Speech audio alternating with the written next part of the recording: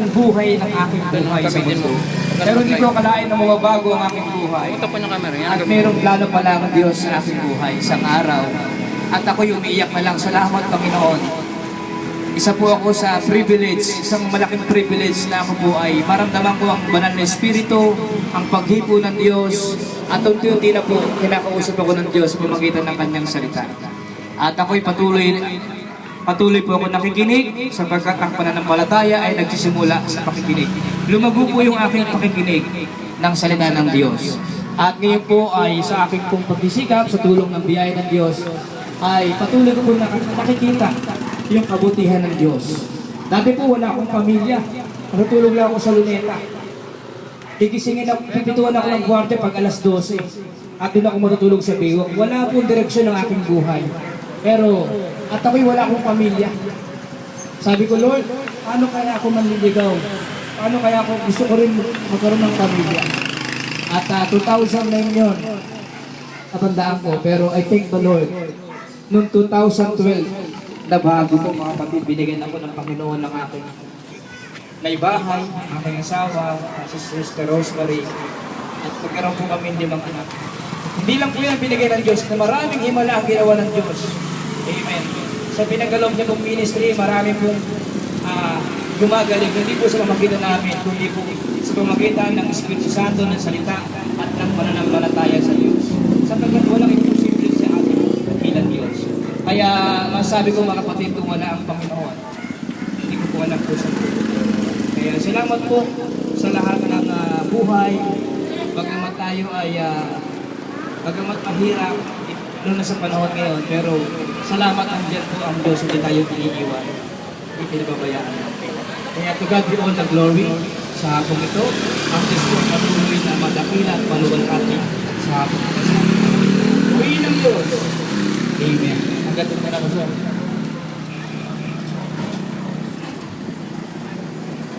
Ayan po, ang buhay ni Pastor Randy ay dating taga-Tondo, naging runner ng mga pulis sa mga sugalan, at binago ang buhay niya nung siya nakakilala sa Panginoon. Parang ganito, nakarinig siya na nangangaral sa daan. At siya ay pumasok sa loob ng iglesia dito sa may simbahan natin sa Word of Life.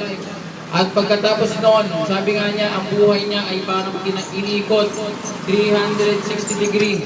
Yung buhay niya dating siya'y ligaw, runner ng mga pulis, utusan, kung saan ba yung mga sugalan, at ngayon ay siya isang pastor. Binago ang kanyang buhay. Kaya ito po si Pastor Randy ngayon ay nagpapastor sa Bulacan. Siya po ay nagpapastor sa Bulacan. Meron po tayong Word of Life Worship Center. Amen. Bulacan. At dito po sa Caloocan, sa Palok Street, meron tayong Word of Life Worship Center.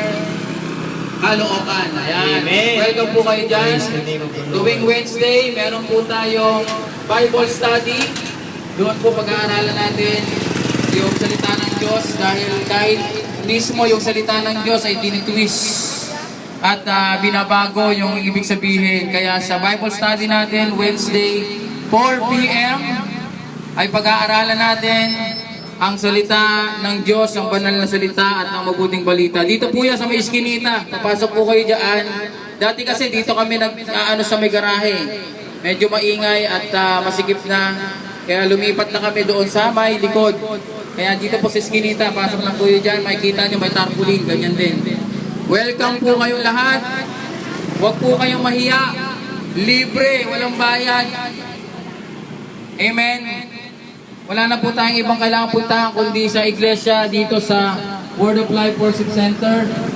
At doon po tayo magsama-sama, umawit, manalangin, sumayaw para sa ating Panginoong Diyos na buhay, makapangyarihan sa lahat. Hallelujah, ang ating tagapagligtas, ang Panginoong Jesus na buhay, nagbigay ng buhay, nag-alay ng buhay. Doon sa krus ng Kalbaryo, ang kanyang dugo ay nabuhos. Ang ibig sabihin nun, lahat ng parusa na dapat tayo ang tatanggap, siya ang tumanggap, siya ang sumalo lahat nun.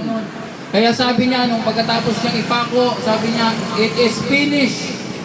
Tapos na.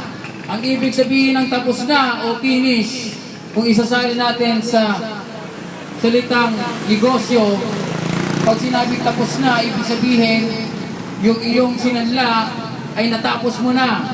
Tayo ay tinubos na ng Panginoon sa pamamagitan ng kanyang dugo. Hindi na tayo pag-aari ng sinanlaan. Sino yung sinanlaan? Ang diablong Satanas. Ang ating kaluluwa ay parang isinanla. Tinubos tayo ng ating Panginoong Jesus sa pamamagitan ng kanyang katawan at ng kanyang banal na dugo. Kaya nung sa krus ay pagkatapos na siya'y nawalan ng buhay, ay lumilim ang parang ganito. Maliwanag, biglang nagdilim yung kalangitan nung namatay ang Panginoon sa krus. At lumanig ang mundo, naglumingdol po nung time na yon. At pagkatapos noon ay nabiak ang lupa. Amen? Marahil hindi nyo masyado nababasa ang Biblia, kaya hindi nyo alam yung sumunod na mga nangyari.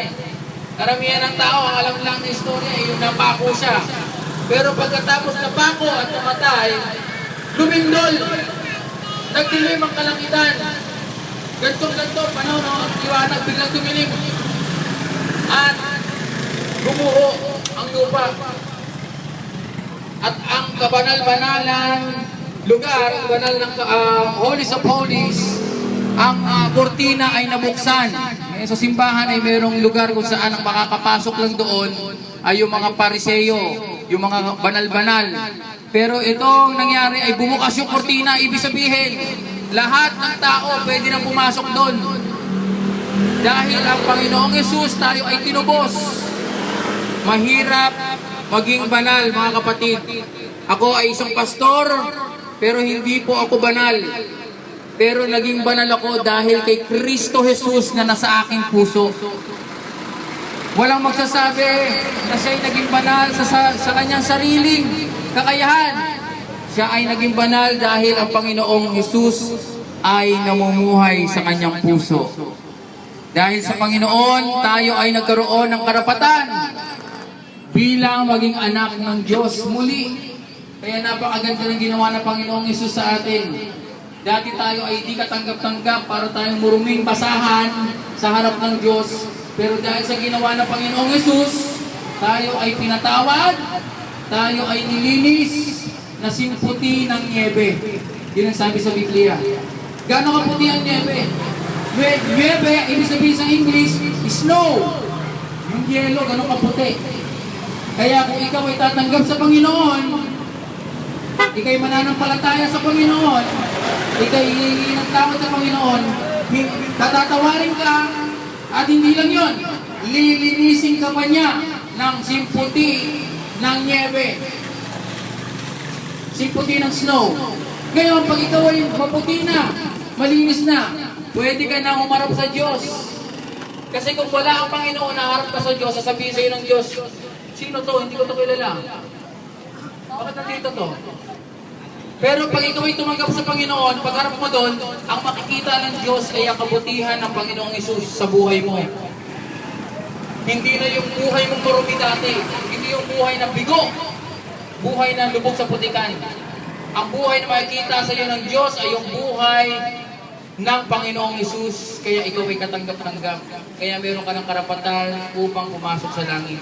Kaya kung meron man nagsasabi na papasok ako sa langit sa pamamagitan ng aking sarili, dahil mabait ako, dahil mapagbigay ako, dahil lagi ako nagsisimpa, hindi po yan ang dahilan para makapasok ka doon. Dahilan para makapasok ka doon ay tinanggap mo ang Panginoong Hesus na siyang maglilinis sa iyo, na siyang magbibigay ng kapatawaran sa iyo. Kaya ako po ay mananalangin, nais ko po kayo ay sumunod sa panalangin ito. Pag ginawa niyo po yung panalangin ito, kayo po ay sigurado makakapasok sa langit.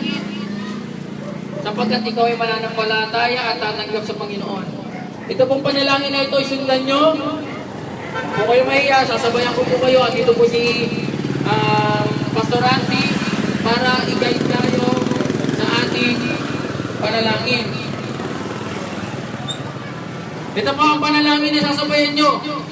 Ako po muna para mag-guide ko kayo. Sige po, yuko tayo. Kahit nakadilat, walang problema. Kasi baka makakadapa ka dyan o ano. Nakadilat, walang problema. Ang importante na sasabihin mo ng iyong bibig. Amen? Hallelujah. Let's pray. Manalangin tayo. Sabihin natin, Diyos Ama, na nasa langit, sa pangalan ni Jesus, sabihin po natin, sa pangalan ni Jesus, akin pong tinatanggap sa aking puso ang Panginoong Jesus ay nabuhay para sa akin, namatay para sa akin, at sa 3 araw siya'y muling nabuhay para sa akin, at pagkatapos noon siya'y umakyat papunta sa langit kasama ng Diyos Ama na sa kanan ng Ama. Ako'y tumatanggap sa Panginoong Jesus. Binubuksan ko ang aking puso. Sabihin mo, ang aking puso. Pumasok ka, Panginoon. Ikaw ang maghari sa aking buhay.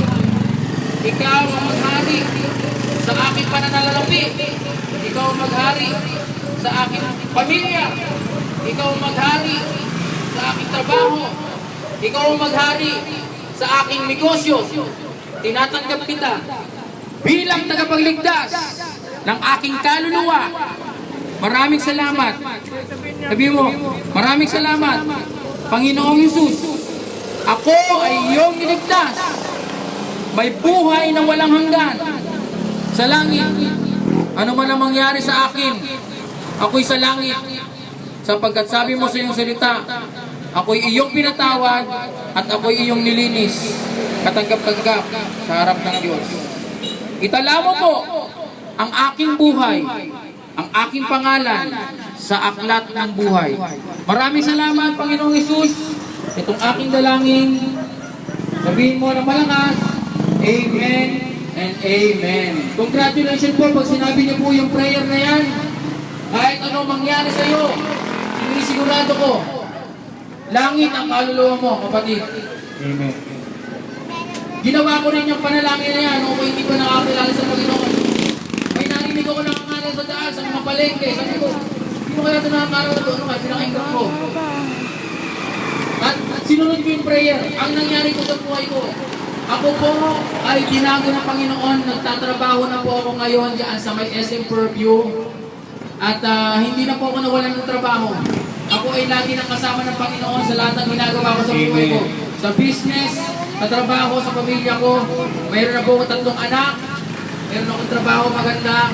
Pero noon, nung wala ako sa Panginoon, ligaw ang aking buhay. Kung saan ako nagpupunta, hindi ko alam. Pero nung ako'y nakasama ng Panginoon, salamat, Panginoong Hesus, sapagkat ikaw ay lagi kong kasama sa aking puso, sa aking isip, sa aking buhay. Salamat po. Amen. Kakantahan po tayo ng ating Pastor Randy. Hallelujah. Glory to God. Ang title ng kanta ay May bukas pa. Wow! Kaya natin yung kumanta. Sige, Bubuhayin natin yung kanta niya. kantahan natin. Praise the Lord. Bukas pa. Hallelujah. Let's go. Amen. Bago po tayo mangaral ng salita May ng ating bukas pa Panginoon. karaoke. Sige, no, riko puno, riko puno. Riko na. Okay, madali ko. Amen. Praise the Lord. Para po sa ating lahat ng awit ito mga kapatid. Lagi tayong may bukas. At pagdating ng Panginoon, meron tayong bukas na walang hanggan. Amen. May bukas po naghihintay sa atin lagi po mga katawang Diyos sa ating puso. Bigyan natin siya ng panahon at pag-ariin natin sa ating puso.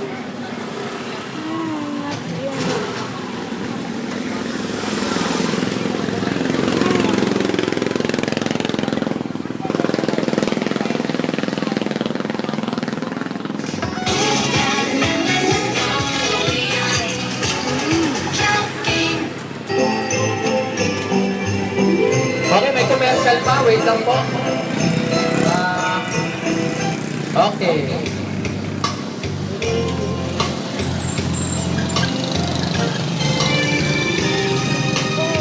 Praise God.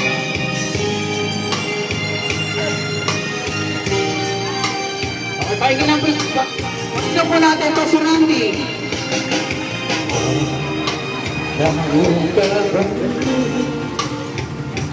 Ang kasalian may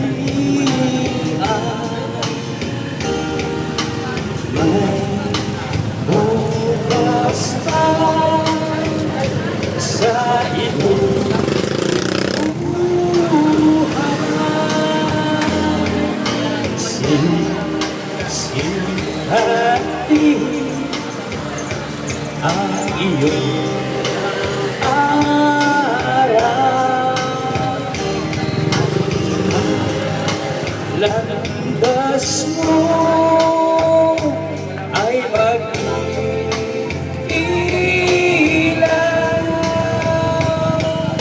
sa daigdig.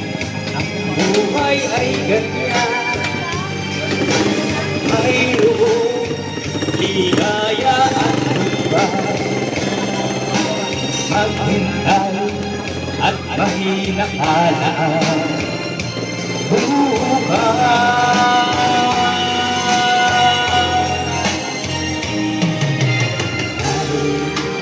bukas ka sa iyong buhay. Tutulungan ka ng Diyos na may Welcome po kayo mga live. ang iyong pagdaramdam. Igalangin mo sa may kapal na sa puso mo ay mawala na lubusan.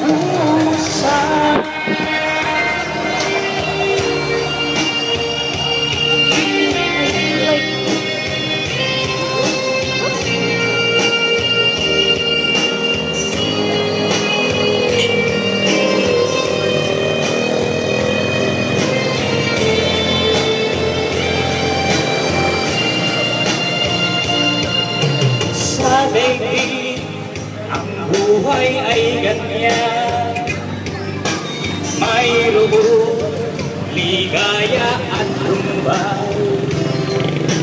Maghintay at may nakalaan buhay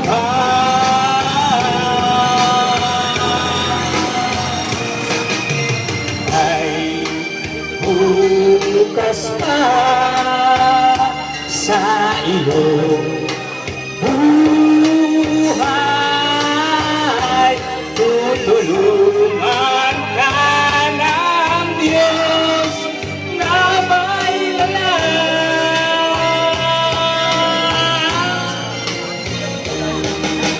ang iyong pagdaramdam. Idalangin mo sa may kapal na sa puso mo ay mawala ng lubusan.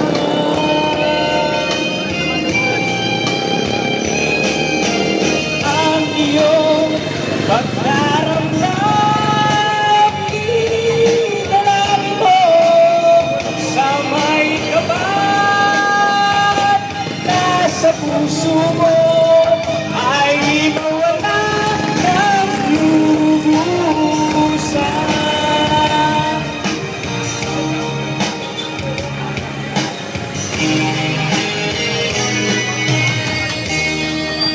Amen. Glory to God. May bukas pa. Salamat sa Diyos.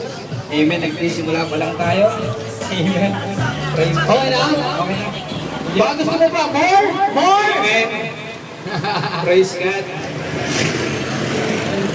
Para meron pa naman susunod eh. Amen. Praise God. Okay, meron mga ads. Siyempre, kailangan nila ng ads para kumita-kita naman yung mga YouTuber natin. Ano, okay pa ba tayo? Isa pa? Oo, okay na. Magtitinda na lang muna yung ano dito, yung garage eh. Ha? Magtitinda na mga yung garage eh. Mag-display na kayo dito ng mga damit nyo. Tapos na kami. Closing prayer. Pastor. Sige, tayo ay manalangin. Maraming Diyos na nasa langit, nasa taasan. Patuloy po kami, Panginoon, na nagpupuri at nagpapasalamat sa iyo sa hapong ito. Na patuloy mo kaming dinako sa lugar na ito. Salamat o Diyos sa iyong kipisan ng libanon na Espiritu. Salamat din po sa mga tao, Panginoon, na patuloy niyo pong hinihipo o Diyos. Sa oras nito, Lord, Ikaw ang aming Ama na pinanggagalingan ng aming buhay, lakas sa araw-araw. kung bakit kami nabubuhay at nagigising sa bawat umaga dahil po sa iyong biyaya, Panginoon. Kaya sa oras ito, Lord, nakikita niyo po ang mga tao naririto. Ikaw ang higit na nakakilala at nakakaunawa sa amin, Panginoon. Kaya sa hapong ito, Panginoon, katagpuin mo po kami ang mabago. Bigyan niyo po kami ng tatag at lakas na nagagaling sa iyo, Panginoon, sapagkat ang panahon po ay pasama ng pasama. At tulungan niyo po, Lord, ang aming mga gobyerno, hindi sila mag-away-away sa posisyon at sa pera. Kundi, Lord, magkaisa po sila at mangibabaw po ang pag-ibig at pagmamahalan. Lalo na po darating po ang Kapaskuhan, Panginoon, ang bawat sa amin ay maging tunay na masaya at maligaya ang bawat isa. At tagpuin niyo po, Lord, hindi lang sa espiritual, kundi po sa aming mga buhay, pisikal, at sa lahat, Panginoon, na may karamdaman, ay niyo po silang pagganingin. Mga nasa kulungan, ay niyo po silang bigyan ng tatagat na ka, sapagkat mahirap po, Panginoon, ang nasa kulungan ng Diyos. Ang mga pamilya, Panginoon, nagkikaos at yung ayaw-walay, inyo po silang pagkaisahin. Habagan niyo po sila at pagpalain, Panginoon. Bigyan niyo po sila ng lakas at tatag na bumula sa iyo. Kung paano po kayo naghimala sa panahon, Panginoon, nila Moises. Maghimala rin po kayo, Panginoon, sa panahon namin, O Diyos, sapagkat ikaw ang Diyos noon, ngayon, magpakailan pa man, Panginoon. Salamat po sa iyong mga salita sa hapon ito. Sumaamin po ang iyong presensya at sa iyo lamang, O Lord, ang pinakamataas na pasalamat, papuri at pagluwalhati sa pangalan ng Ama, ng Anak at ng Banal na Espiritu. In the name of our Lord Jesus Christ. Amen and amen and amen. Amen. Maraming salamat po. Tapos na po kami. Welcome po kayo. Word of Life Worship Center, Caloocan, dito po sa Palok Street. Huwag po kayong mahiya. Wala pong bayad yan. Libre. Christmas party po natin sa December 22. Dito po sa may likuran. Welcome po kayo. Meron tayong exchange gift. Ang halaga worth 150 pesos. Ay meron tayong monita. Dito po sa Word of Life, welcome po kayo. May konting salo-salo. Meron po tayong sharing. At naging masaya tayo ngayong Pasko. Welcome po. Word of Life Worship Center. Meron po tayong gawain ng Wednesday, alas 4. Meron po tayong gawain ng Friday, alas 4 din po ng hapon. At Sabado, alas 4 ng hapon sa ating prayer. At meron din tayong simba ng alas 9 ng umaga tuwing linggo. Ang mga bata ay ating isama, anak natin, mga apo ay isama natin, mga 3 years old or pataas ng 5 years old. Welcome po kayong lahat. Maraming salamat. God bless you. Bye for now. Shower out.